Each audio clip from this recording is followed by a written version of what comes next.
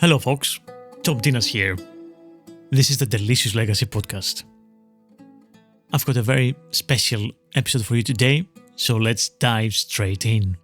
I will come back at the end of this episode with this week's food and cultural recommendations for you.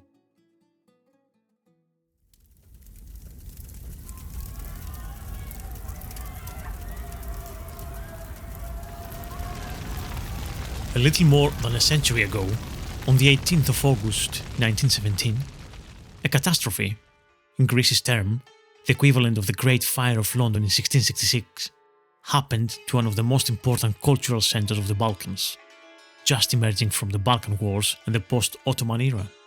The city of Thessaloniki was engulfed in a hellish fire. The second biggest city of Greece, but of equal stature and importance to the capital Athens, Thessaloniki, was a melting pot of cultures, influences, sounds and smells, all alive and bustling, in the port, the promenade, the bars and cafes. It was the center of Sephardic Jews for nearly 500 years. More than 50% of the total population of Salonika, as Thessaloniki was then known colloquially until the 20s, so more of that 50% was Jewish in that decade's latest census. This vibrant Jewish community gave Thessaloniki the nickname Jerusalem of the Balkans. Alongside them, the other largest communities were Greek and Christian Orthodox, of course, the Turkish Ottoman Muslims, Armenians, Bulgarians, many European merchants who made the city their home, with many others from all across the Balkans too, making it a melting pot of cultures, which, in my opinion, we have not seen since in Greece, again until very recently, and possibly only in Athens today. The fire blaze was fueled by the strong Vardaris winds, and if you ever been in Thessaloniki, then when they blow, well, they can be fierce and last for days. So this fire burned uncontrolled for 32 hours and spread in the main parts of the city, burning the homes of 70,000 people and most of the historic center, alongside the ancient cathedral of Saint Demetrius, mosques and synagogues, and the archives of the chief rabbinate, the entire shopping and trading districts, the post office, the town hall, and most of the printing presses that were responsible for the plethora of newspapers published from the city across Greece and the Balkans. The character, architecture, and cultural influence of the city, that fateful day of August 18, 1917, was altered all of a sudden, drastically and forever. Half a decade later, the arrival of Greek Christian refugees from Minor Asia and Anatolia in 1922 further changed the mix of people. All the while, the past century until today, these cultural influences were bubbling below the surface. One had always to look carefully and explore unknown nooks and crannies of the labyrinthine streets to tease out this rich past. But in the cuisine, the food, and the names of the dishes of the city, the intermingling of nations and ethnicities are gloriously displayed and celebrated across the useries, the restaurants, the tavernas, hotels, cookhouses and home kitchens throughout. The generosity and warmth of the people adds to this heady mix of spices and cheeses and fried foods and the fish markets and slow-cooked stews and the charcoal meats that play havoc with your nose and teases your belly and leaves you wanting more and more of these delectable foods of the vast array of dailies, tavernas, bakeries that adorn the cityscape. My guest today is Meni Vale, a Greek-Australian author and cook from the second biggest Hellenic city in the world, after Athens in Greece. And this city is Melbourne. And she is someone who was unable to resist the charm of Salonika 25 years ago, and she fell under her spell completely. Meni was born in Australia from Greek parents who were immigrants from North Greece and left via Thessaloniki's port for a new life in the 50s. She lived all her life in Melbourne, but now she spends a lot of the time in Thessaloniki and Chalkidiki, and of course in Australia too. Let's hear all about her new book, a cookbook and a memoir of family history rediscovered after decades searching for her personal family past. And then check the incredible array of dishes from northern Greece and Thessaloniki specifically. Enjoy! Hello, Meni. Welcome to the Delicious Legacy podcast. Thank you. Well, lovely to be here. Thank you, Thomas. We are in London, in Paddington, but You're not local, are you? I'm definitely not a local, but lovely to be in London, that's for sure. It's been a while since I've been here. Born and raised in Melbourne, Australia. So it's a long way from home. It's a long way from home. But you have a home from home. You have some history, don't you? I do have a home from home, and a home from home now has become Thessaloniki and Northern Greece, and Florida in particular, a lot of family there. So yes, my parents were both born in Northern Greece, just out of Florida. My father in a little village called Almenhori, my mother from Militi, and they met in Florida. But before that, my mother had spent most of her childhood in Thessaloniki. When she was about 8, there was 5 children in the family. She was probably number 4. When she was about 8, her auntie who lived in Thessaloniki needed some help. So she went to help out with the auntie over there, and I think probably just loved it so much as a young girl and stayed there for probably 10 years, probably most of it, until she met my father. So yes, she lived in Thessaloniki most of that time. So it has become now a bit of a, like I said, a home away from home, but also a bit of a journey and walking in my mother's footsteps and trying to learn about her life and what it was like for her growing up, and my father. But I think a bit more my mum, she didn't talk about her life very much. And there's a lot of missing pieces, I suppose, which I've been trying to learn about. And there probably will be a lot of missing pieces, but at the moment, I'm happy with what I'm learning. So it's been very interesting. And you're still in the journey of discovering and rediscovering yeah, stuff. Absolutely. And I think my very first visit to Greece was probably 25 years ago. So I had not been as a young girl. It wasn't until my mother became quite ill, and I thought I really need to go meet my aunties. Her sister was still alive, brothers. And that very first visit, I think, and my auntie did say to me, Minnie, you've come to Greece and you will never be the same again. And she was very right. It was almost like going back home, but in a kind of strange kind of way, because I'd never been. I was born in Melbourne, so Melbourne is my home. That's where that's where I've been all my life. But there's something about going back there, and maybe it's a connection with mum and dad as well, and relatives. It's a lot there. And it was like I had known them forever. And yes, I had known them in a way where there'd be letters being sent, or they'd send gifts when I got married, or had a special birthday, or had children. And I knew them that way, but I had never met them face to face. So meeting them changed a lot. It changed a lot.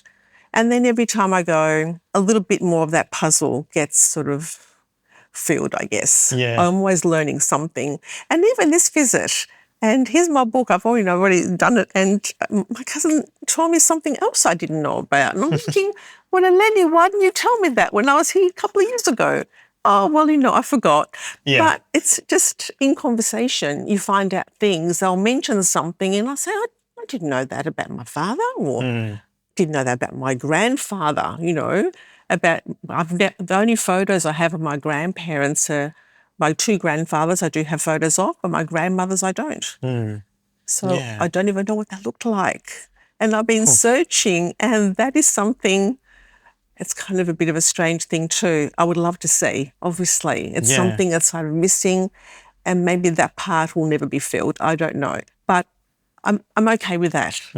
It can be frustrating and tantalizing at the same time. A lot of those records and things were just, I don't know whatever happened to them. Yeah, well, it was a very different time. I mean, coming out of Second World War. Exactly. And Civil War. Yes. And that part of Greece, Florida, you mentioned, is the border with the former Yugoslavia. Yes. So you have a lot of back and forth from the rebels and the communists and people. And also, the Greeks and the Macedonians, it was a porous border. People lived in both places, inside and out. So, exactly.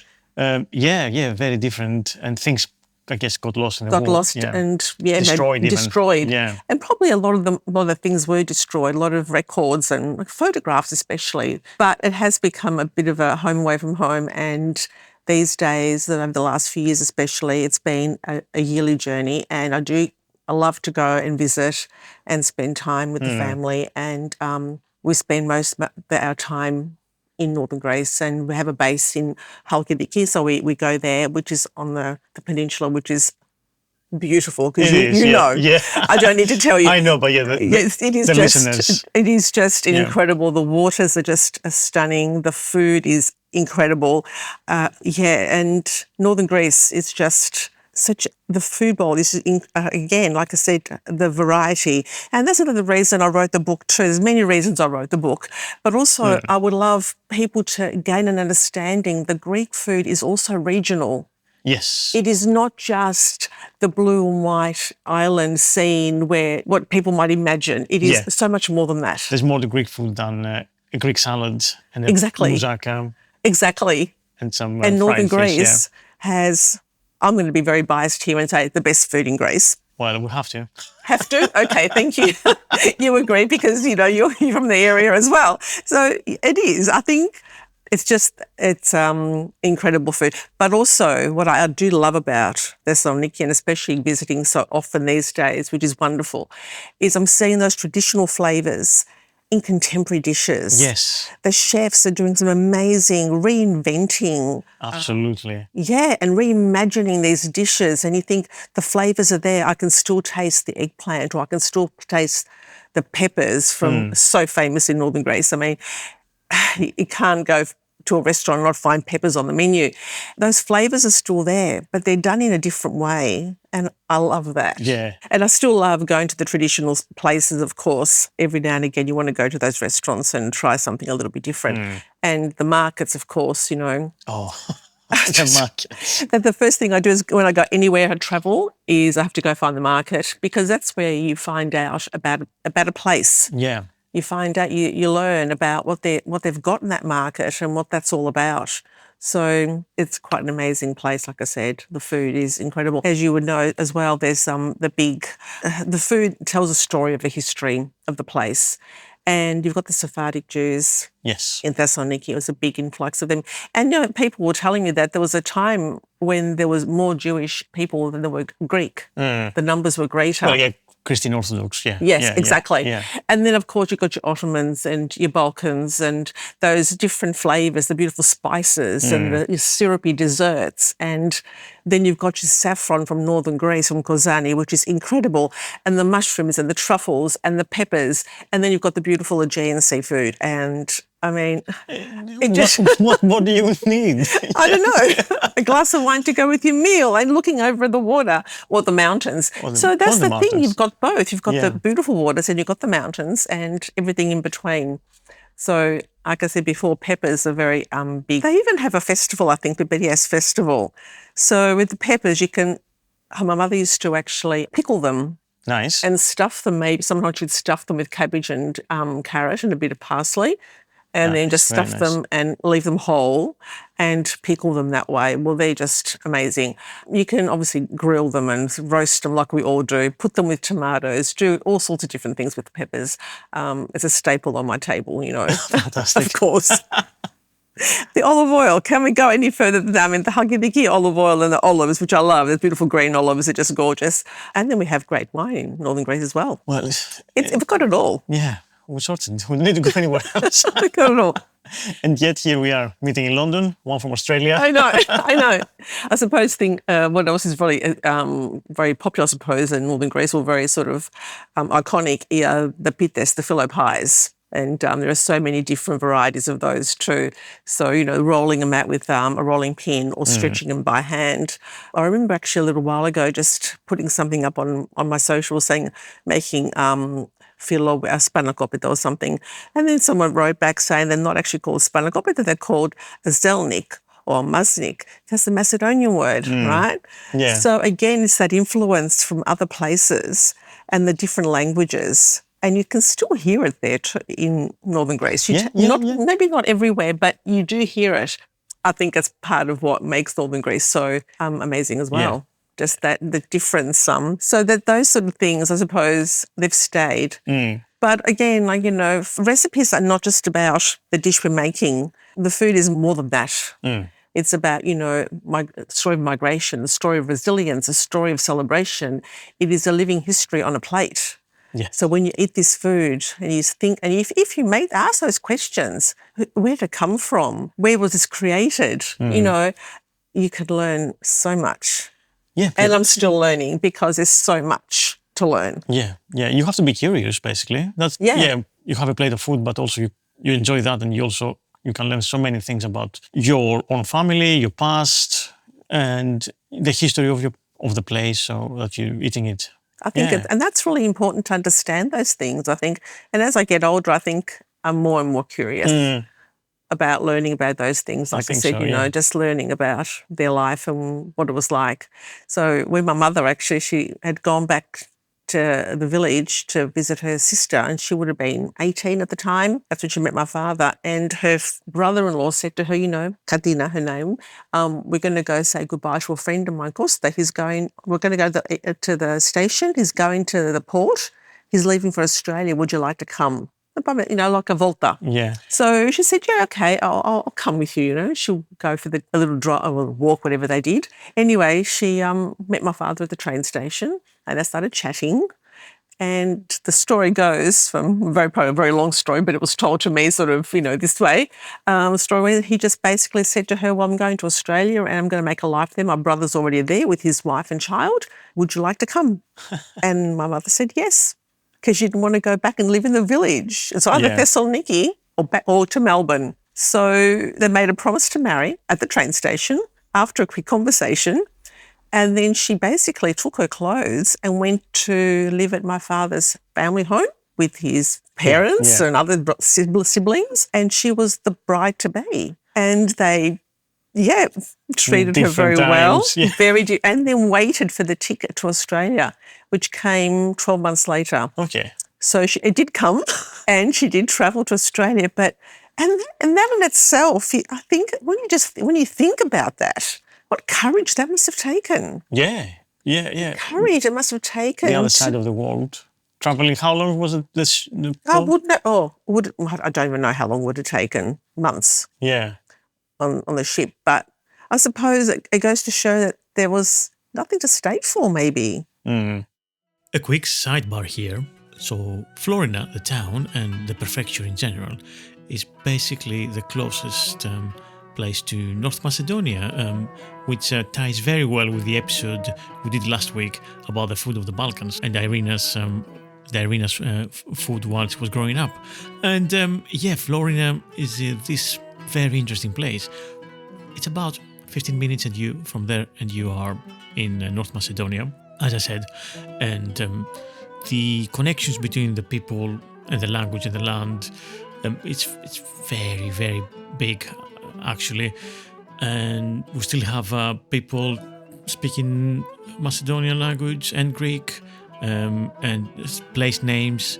And it's a beautiful place where, like, half an hour you can go up to a mountain at 2,500 meters, and it has a ski resort around there. The plain outside Florina is very fertile. The land is very fertile, but 5 or 10 minutes and you're up in the mountains and the forests. You have wild bears, and there's a place you can see the bears. There's another place called Xinonero, which has amazingly tasty water. It's kind of effervescent naturally and a little bit sour and lemon in taste. Very, very, very delicious natural spring water. Then you have the best wines in Amideo, in a place called Alpha Estate, for example. They have great wines, and you can find beautiful red and white wines from that region in UK. And that's where the peppers are, the delicious red peppers. Generally, a beautiful place that's worth exploring and seeing the connections with the Balkans, of course, but also a place that it's Greece, and yet it's very underexplored, but has so much beauty and variety, and something that you don't really see in the southern part of Greece. Because that's a big thing to do. Like, you don't even know this man very well. You just met him. It could have turned out a really disaster. But they were very lucky. They had a very, adoring marriage. They were very, very connected.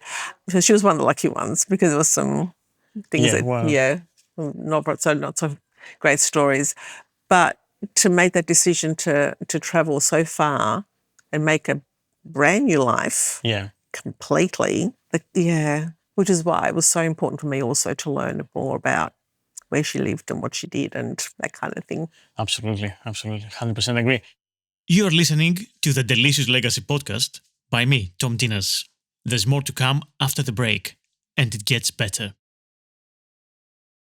And you obviously, Thessaloniki is the book that we're talking about. You have some recipes from North Greece and stuff. But also before that, you had another book, Ikaria, about Greek food. Yeah, Ikaria was an interesting place. And I was researching and doing some work on Mediterranean diet because that's what I'm interested in. And I teach about it and talk about it in lots of settings, I suppose, of conferences about the Mediterranean diet. And I came across the blue zones. And that was fascinating. I'm thinking, what is going on here?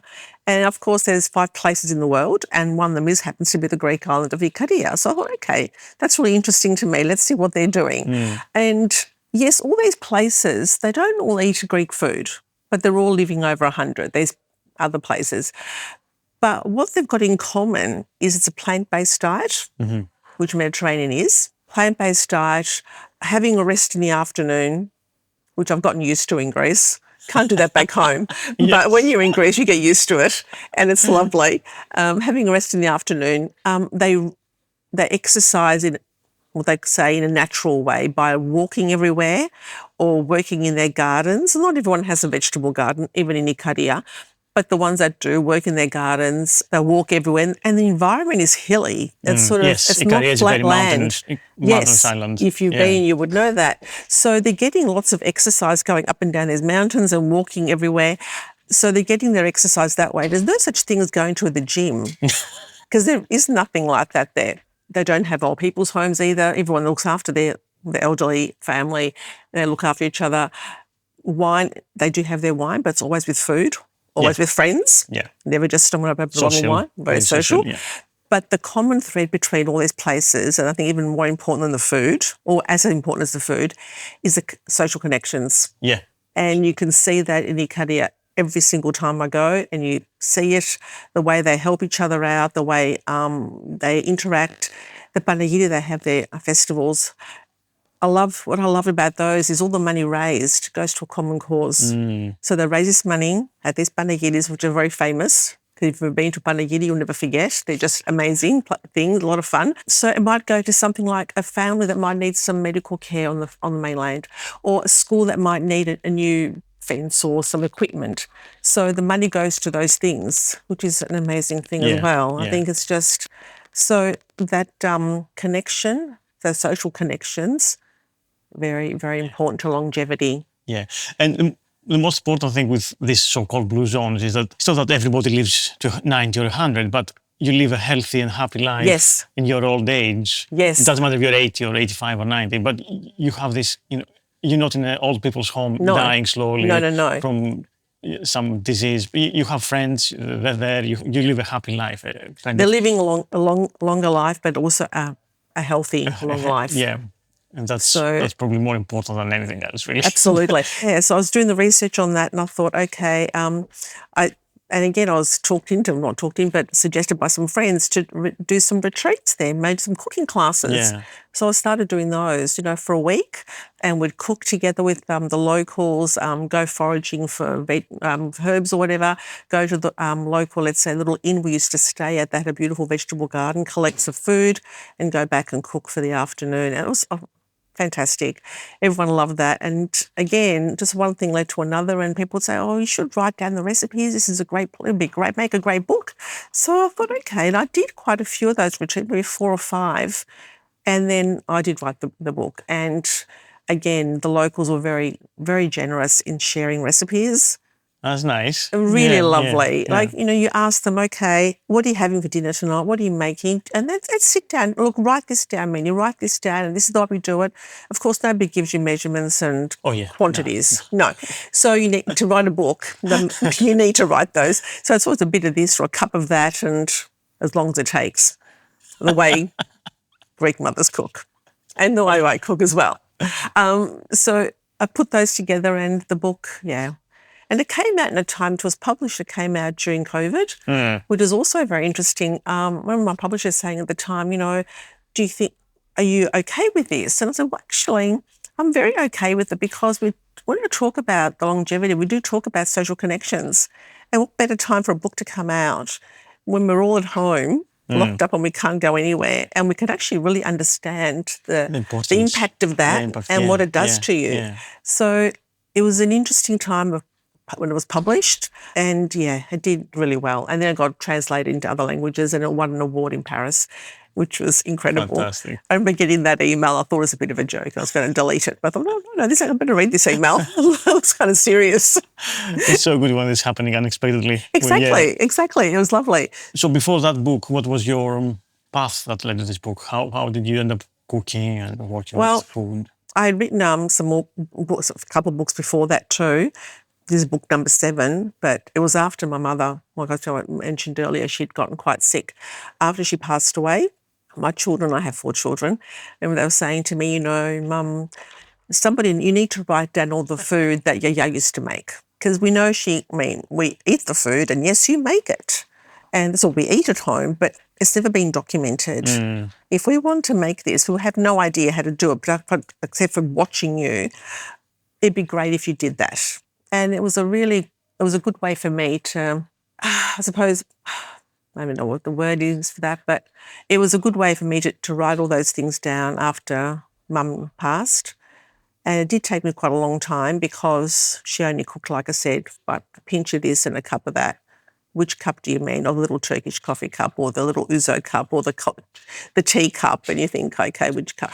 All right, I'll never get that right. Yeah. So it took me a long time to do that. But once I did all the recipes, and it did take a few years, I had over 100. And then one of my daughters said to me, these are actually pretty good. I think you should approach a publisher about this. And I thought, no, who's going to want that bunch of home recipes? I just didn't think.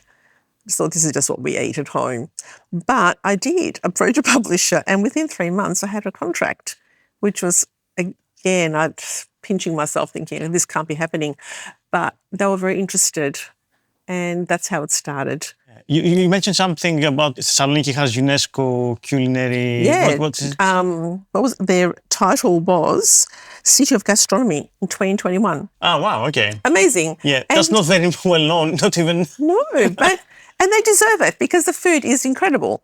Like we said before, you get the variety and everything there, and not just the traditional, but also the contemporary. And the food scene in Thessaloniki is quite evolving all the time. Yeah, it's very vibrant. Yeah, it is very vibrant. It has not static. It's evolving all the time. You see it, you go there, and it's just people and coffee shops and the little uzeri places where people are sitting around and having their uzo and mezede, or coffee and a chat. Again, they're very social. It's not even just about what they're eating, but it's about that social connection. Makes it better. Makes it taste better. Makes it taste better. Your favourite markets, we're talking about the Aristotelou Square, off the Aristotelou Square. Yeah, the old market there, the Kapani market. Yeah. It's a lot happening in there, very noisy. Yes. A little bit overwhelming sometimes, but the food is incredible. And yes, lots of little places around there you can sit and eat too. Seeing all the spices and the jars of pickles, Yes. It just the displays are just beautiful as well. Yeah, it's the place that obviously you have the influences from all the Balkan peninsula and Greece and Turkey, and you have obviously it's a mountainous region, north of Greece. You have forests and mountains, so cold winters. So you would have pickles. You need to have pickles and all that. They do, but you also have the biggest agricultural plains. So you have lots of fruit and fresh fruit and veg. And you have the sea. You got it all. Yeah, the wild game. Well, my cousins actually, because they do live up past Florida. They in their basement, or they do have their pickles and preserves. So they grow a lot of their own vegetables, most of them, and then during the winter they've got the jars of your peppers or your beans and tomato sauces and stuff. Yeah. It's this wonderful room of jars of food, and you think, yeah, it's lovely. It is really lovely.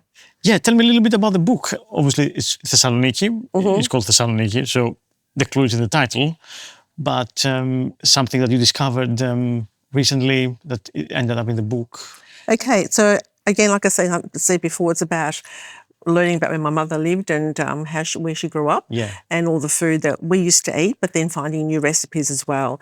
And spent a lot of time over there talking to people, visiting markets, restaurants, that kind of thing.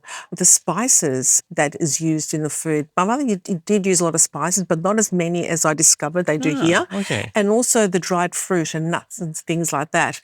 Whereas Mum, again, didn't use a lot of the dried fruit. Occasionally she did, but not as much as what I found. And I think that might have had to do with because my father didn't like. He just liked a bit of bit more bit plain like food. my father, like I think. Like your father? Yeah. And I'm like, it doesn't why? need to be that fussy, leave the figs out or leave, But I did find that they have, your fish with maybe some prunes or the pork and the figs and the chestnuts, and that I was surprised about as well. Yeah, you have a recipe. It's wild boar with prunes. Pig and prunes. I think it was with chestnuts as well. Yeah, fantastic. Delicious. And it goes so well. I'm thinking that was a bit of a surprise, which I love. So I'm using that a lot more in my cooking now too.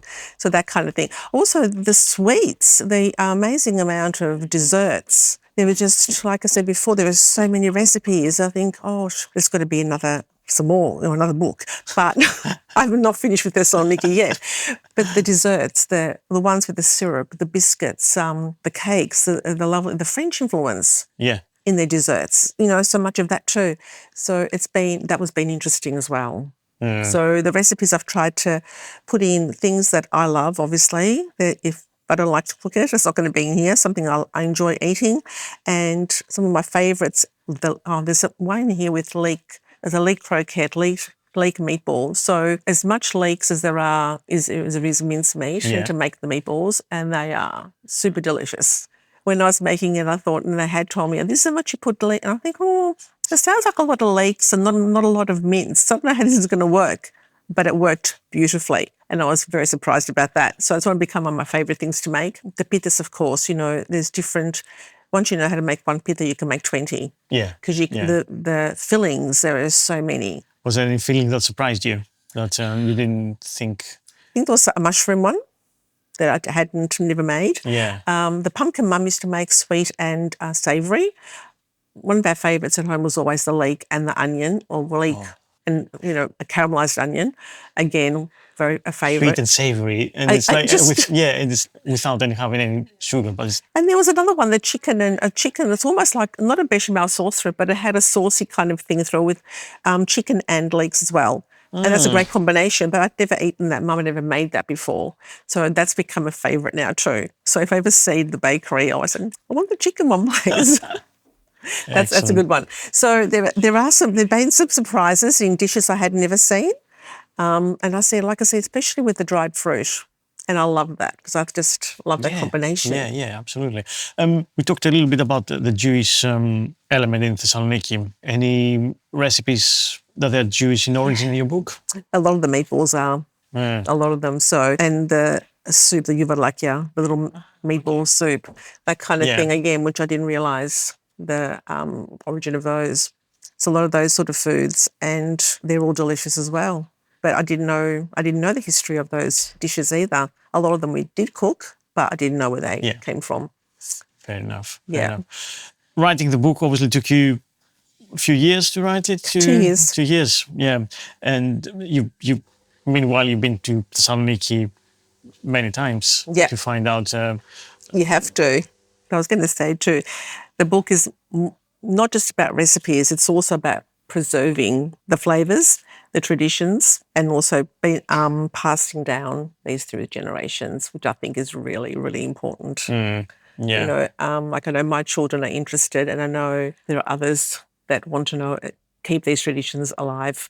And like we said before too, even in Thessaloniki, where the food, it can be traditional, they're being reimagined and reinvented all the time. And understanding those traditional flavours and what goes with what, then you can make so many more things. And that contemporary part of Thessaloniki, I think, is just incredible. It is, the food. It somehow surprised me all the time, that the food is central to the culture, to the way of life. Yeah, I think it is. And I know whenever I've stayed with relatives in Greece especially, in the morning, we'd get up and we'd have our coffee, and my cousin would say, okay, we need to go to the market, we're going to get our what we're going to cook for this afternoon.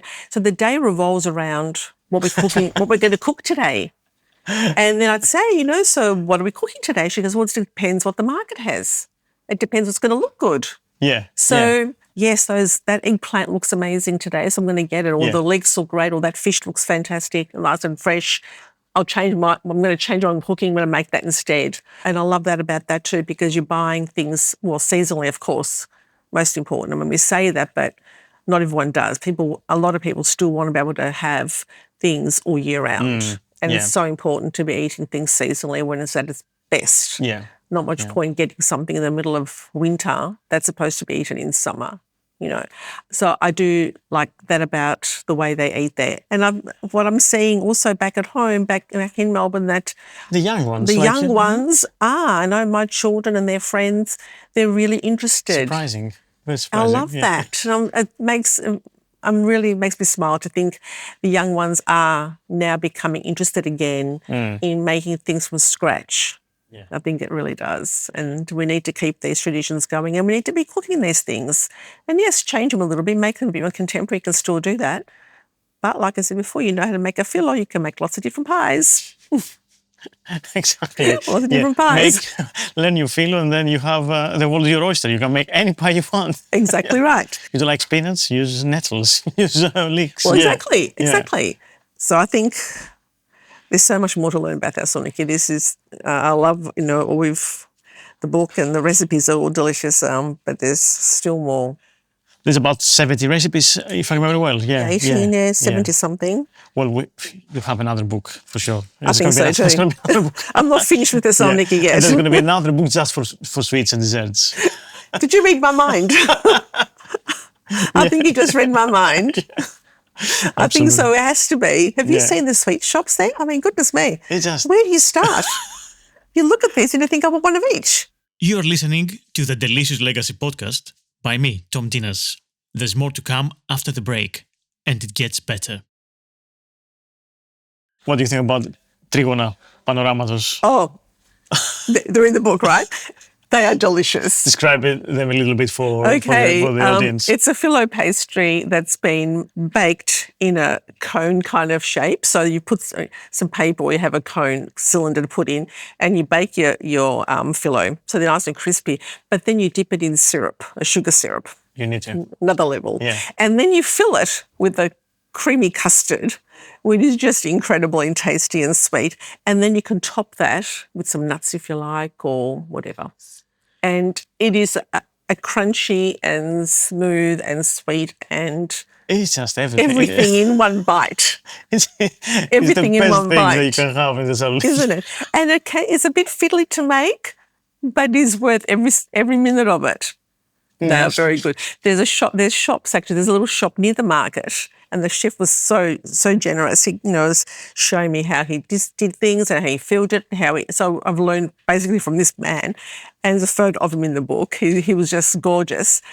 Like I said, there's just one bite, and it's all there. It's an explosion in your mouth. It's just so good. I know. This should be recognized worldwide. We should have shops around the corner with these things. Like they would make millions. There are shops in Thessaloniki. Only them here in London. In London, not Thessaloniki. Branch out, guys. Come on. Exactly. And of course, the most famous bugatsa. I mean, that's breakfast. Just again, the filo pastry with your custard inside, and then just bit of icing sugar or cinnamon, which I'm going to have cinnamon, of course, on mine. Again, the creaminess of the custard with the filo and the crunch of the filo. And then you've got the ones that are savoury as well. People, they fill them with cheese, or they fill them with the minced meat. Yeah, cheese or minced meat. But I can't go past the custard one. That's my favourite, and I'm sticking with that. Okay, so we had top 5 of things from Thessaloniki, dishes from Thessaloniki would be bugatsa. Bugatsa. I love the kuluri as well. The bread, the ring with all the sesame seeds. I love sesame seeds. You've got to have those. Then you've got to have, your pita, of course, any pita. Any pita, okay. The chicken one's becoming a very close favourite now. Yeah, you've been mentioning the chicken. Yeah, I'm mentioning that a lot, aren't I? It must have stuck with me. Even though the leek is my favourite, the chicken one's up there now. Well, the peppers, of course, that's one of my, I just love peppers. Non-negotiable. Is there? Not negotiable. No, that is definitely there. What else? We'll have one more. Maybe those leek meatballs. There's a leek theme happening here. I know that. But, the meatballs but the fish is great too. We just that, Sestifado, octopus father. The Sestifado octopus. Oh my goodness. Okay. There are so many, basically. Yeah, tell me a little bit about, so the book is published roughly now in October. Yeah, it's come out in Australia already last week, and now end of the month it'll be here in the UK, and it'll be the US, pretty much everywhere. You can get it online as well. Yeah. But yeah, just give it a go. Have a look at the recipes. They're lovely. I've only got things here that I would make that I love, and Greece is more than just Greece. It is regional, and that's what for me, that's what I wanted to share mostly with people, and understanding that northern Greece is very different to the islands, very different to southern Greece. So the food is quite distinctly different, and I think the best in Greece. They should try it. They should try it. And the pickles. Look, I mean, just the cover. The cover screams Thessaloniki. It does. North Greece, it's just brilliant. So you're here in London for a few days. What have you planned? Okay, so tomorrow I'm going to do a workshop with Olia Hercules. Brilliant. Which would be amazing. She's lovely. She came along last year to my retreat in Inikadi and did a little demonstration as well, a little cooking. So this time I'm going to her house and we're going to make phyllo pastry from scratch. Great. And we've got it's booked out. Everyone's been making their own phyllo, and we're making pites and Greek ones and also ones from the Ukraine. So we've got a bit of both. And then we've got some lovely salads, and we're going to be eating and chatting all things Thessaloniki. She came to the podcast a couple of weeks ago. Yes. And we're talking about, obviously, the Ukrainian Greeks as well. Yes. And there's a pie, they make a pie there. Yeah, she's going to make one tomorrow. So I'll make the phyllo, I'll do the leek one, she's going to do the sweet one. They also love pickles as well. Pickles. And the pickles, I mean, apart from the fact that they're really delicious, and I do love pickles and they're a staple in my home as well, they're also very good when eaten with things like your legumes, your beans, your chickpeas, your lentils, because not only do they taste good together, they also assist in the digestion of beans. So there's a reason why. That's so clever. It's the reason why you put them on this, or you have them together. Your beans and your pickles, the pickles help with that digestion. That makes so much sense. Yeah. So and then they taste good together. So, and the pickles, again, like I said, the stuffed red peppers with the cabbage, they're incredible. They sound delicious. But I just love pickles too. Yeah. I love pickles. So yes, so you must try the pickles. You're doing that tomorrow with Olia? Yeah, tomorrow with Olia. And anything else? Yeah, meeting publisher on Friday, I think. A publisher here in the UK and doing signing some books. And then I've got quite a few events back when we get back home in Melbourne and in Sydney. I'll be doing quite a few there too. So I've got November's pretty much filled with that. Brilliant. Which is very exciting because that way I can share the food that I love, and hopefully everyone else will, once they taste it, will think, yes, a bit more of that. This is really good. Yeah. People, where can they find you? Do you have social media? Definitely. My website, menival.com.au, and my website, I've got the Instagram. Okay. Of course, you can find me there. Yeah. Fantastic. Meni, it's been fantastic having you in the podcast. Thank you so much for coming. No, thank you. It's been a lot of fun talking about Thessaloniki and all the delicious food. The best city. The best city. It is, without a doubt. Thank you so much. Thank you. Okay, and this is it for today's episode. If you want to listen to the whole interview with Meni Vale, then you can become a member in Patreon. Many thanks to Meni for her time. And so I want to go to some news and some of this week's recommendations. The Servit 4th Food History Festival happened last Saturday, 18th of October, and it was all online and it went very well. So I think we had a very good festival, a great team and brilliant attendees that asked us lots of interesting questions.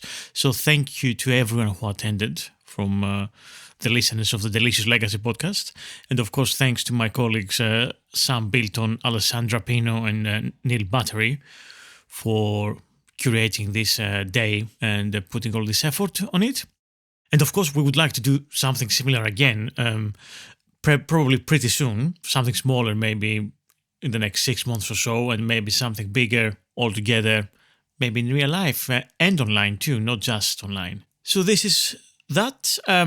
I'll post some stuff for Patreon backers about the festival, some recipes, some audio and so on. So if you want to be a Patreon subscriber and get all this extra additional material, you're welcome to do that from $3 a month. And now for this week's recommendations. There is a YouTube video from the British School of Athens from Dr. Roderick Bailey, and describes the British experience of the Great Fire of Thessaloniki in 1917. So this is related to the episode today about Thessaloniki and about the Great Fire. And yeah, there is a connection with Britain and Greece and Thessaloniki on that respect, World War I and the fire. So I will put a link in the show notes about this video. Obviously, you can search on YouTube and put Dr. Roderick Bailey, the British experience of the Great Fire of Thessaloniki, and you'll find it. Another recommendation is the blog Culina Vetus, which is the history of German food in Europe and in the world. And the article that I'm highlighting is Freezing and Salting Pork from 1547. And yeah, I'll put a link in the show notes about that. If you don't know the blog, it's very interesting, very thorough, and lots of tantalizing details about food in Central Europe and Northern Europe in historical times. For my European friends, there is this Austrian, I believe, magazine about food called Pop Chop, Future Food Culture, and generally it's in German, so I think if you speak German, it's very good. I'll put a link on the show notes. It's basically popchop.at, and I found it very interesting. It has lots of different things happening about food culture, and yeah, I hope you will enjoy it. And my final recommendation is the website Culinary Backstreets and the article about whole grain tahini and the artisans behind it, about Greek whole grain tahini. I'll put again a link in the show notes.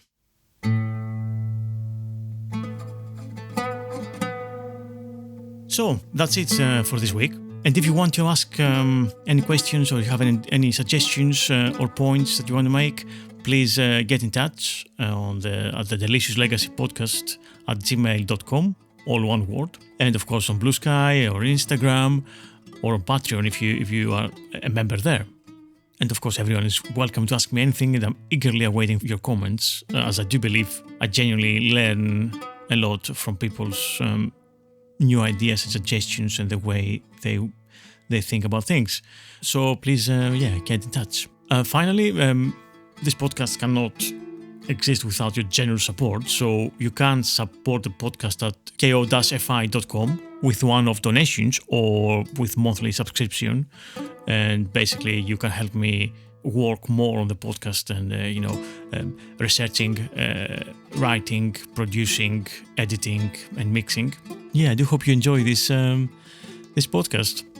Please rate and review wherever you get your podcast from, and share it with some friends and family and colleagues, or in a WhatsApp group or in a Facebook page. And the podcasts are all about food and history and traditions and how all relates to our modern day and age. Thanks so much for listening. I've been Thomas Dinas, and this was the Delicious Legacy Podcast. See you again next week for another archaeogastronomical adventure. Love you lots. Bye.